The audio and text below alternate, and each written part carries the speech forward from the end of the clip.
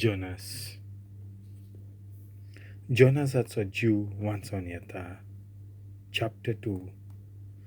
सर्वेस्परान जोनासाक गिळूंक एक व्हडली मासली तयार करून दवरली आनी जोनास 3 दीस आनी 3 राती मासलेच्या पोटांत उरलो.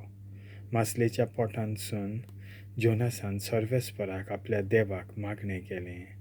ताणें म्हणलें, म्हज्या दुखांत-थावन हांवें सर्वेस्पराक उलो मारलो आनी ताणें म्हाका जाप दिली.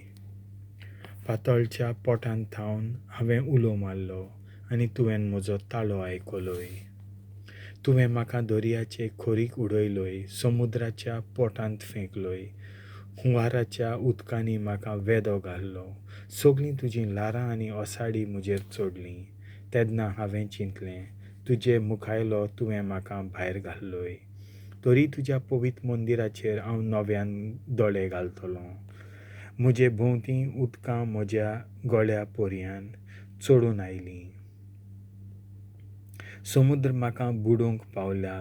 दर्यांतलीं झिली झोंपां म्हजें माथें रेवडायतात. पर्वतांच्या मुलां पर्यान देंवलां.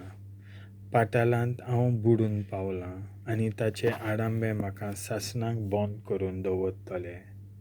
पूण ना, तुवें सर्वेस्परा म्हज्या देवा म्हाका जिवो फोंडांतलो भायर काडलोय.